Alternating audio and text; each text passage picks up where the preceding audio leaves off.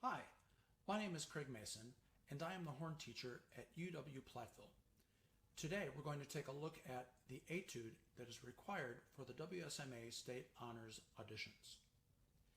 It's a two-page etude, and you're only required to play the second page, but I highly recommend learning the first page as well so you can understand the etude in its entirety a little bit better. But we're going to start at measure 43, which is the top of the second page. It's marked Allegro, con fuoco, with fire, and lots of energy. And Allegro can mean many different things depending upon the composer, the time period, and all those kinds of things. My best advice to you is just to pick a tempo that works. You're obviously going to have to start slower when you first start learning it, but gradually increase it, I think. I try to go around 100, give or take a little bit, but you have to find the tempo that works just best for you. The most important thing is to be musical and to give lots of emotion in the music. So let's give it a try. Here's the beginning, and then we'll stop and have a little conversation.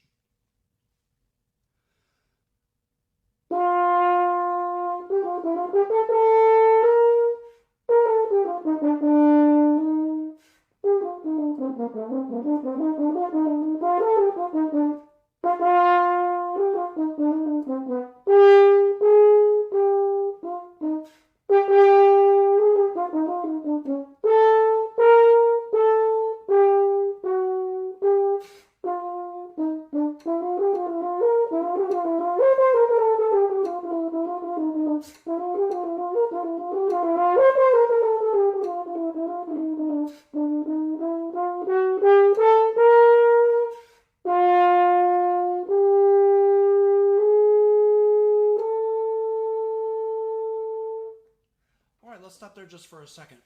You'll notice that the first breath mark that is in the music isn't necessary because you're getting to that note C from a previous phrase.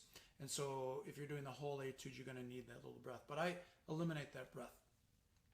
Speaking of breaths, I do eliminate one in measure 52. I just feel like if I try to sneak that breath in, it inhibits me a little bit. So I just got rid of it. And I do the breath in measure 54 and 56. And I did add two breaths. And I do that because if I'm giving everything I can musically, phrasing-wise to this piece, I need a couple of extra moments to do that. And that's okay to do. I did one in measure 51 right before the last quarter note of that measure. I also added one in measure 57 after the first half note. And it just allows me to make a little bit better music. Now you may have also noticed that at the beginning, the first three lines, I have a little bit slower tempo than when I go into the fourth line of music when all the 16th notes start. I like to move that forward and give it a little bit more energy and make it happen. I do also push and pull the tempo, some rubato here and there at the beginnings and ends of little phrases and sub-phrases. But when I learned it in a tempo, and I did not deviate from that until I really had it down. And then I could romanticize it a little bit. I think that's really important to know what it's supposed to sound like perfectly in time, and then you can change it and give it your own little ideas and musical phrases and all kinds of things.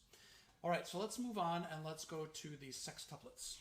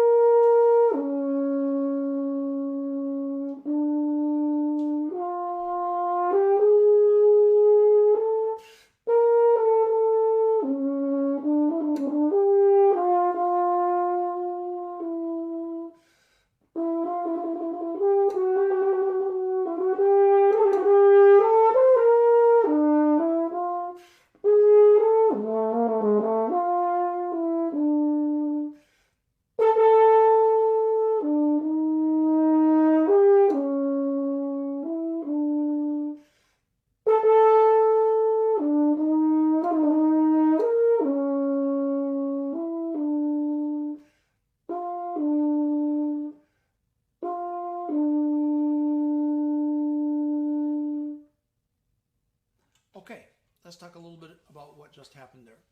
You may have noticed, hopefully, that I did a crescendo starting at the second half of measure 63 through measure 64, and then I did my diminuendo as it's marked in 65 and 66.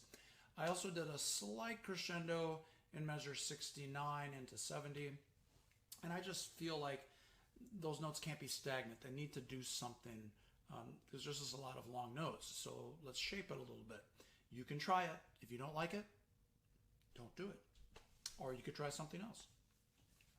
Then when we get to the 12/8, of course, it's really important that you start feeling that subdivision of the compound time, because you're coming from the common time, where a quarter note gets a beat.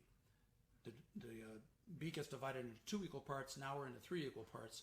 And I do a little bit slower tempo. Like I said at the beginning, I try to go around 100. And then when I get to the 12/8, I go around 70, maybe a little brighter than that. But it kind of depends on the moment, how it's feeling. So the really cool thing about the 12/8 to the end is you don't have to leave the B flat side of the horn. You can keep your trigger down the whole time. And one of the greatest places to recognize that is measure 77. So you play the C, D sharp, E here, right here. You go up here, and then right here, you can just do that on the B flat side with your upper octave fingerings. I'll do that again.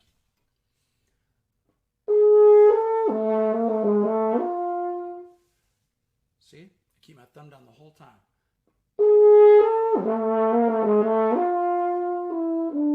And I push and pull that a little bit just because it feels kind of good. It's kind of fun. Now let's talk for a moment about the trill before that. Oh, there's a couple of trills. The B to the C is easy, just a half step, no problem, same fingerings that you always use.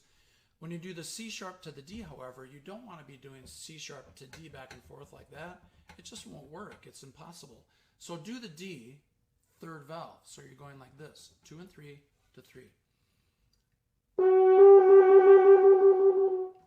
The D isn't perfectly in tune when you do a third valve, but it's going by so fast, it doesn't really matter at that point. And then, of course, the next bar you have the grace notes, and then up to this concert B flat, this F, which I think I cracked, by the way. But what you need to do is look at your music here, because when I bought this music in the Etude book, and I looked at this measure, it didn't make sense to me because this dot was missing. There was no dot. So it looked like there weren't enough beats in the measure, and there weren't. So I figured it out, of course, and I added the dot. So make sure that you check your music for that. Okay, and then, of course, at the end, we have the morendo, the dying away. And I put a little bit of a retard there just because it feels good and it lets the audience know, whoever's listening to you, that you are, in fact, coming to a close. So I hope that helps a little bit. Again, my name is Craig. Please feel free to contact me via email if you would like some help, some assistance on anything, just some advice. We could have a conversation. We could do a Zoom lesson. You can also send me a video of you playing the piece or just an audio recording, and I can give you some feedback. And I'll do that all free of charge, no problem.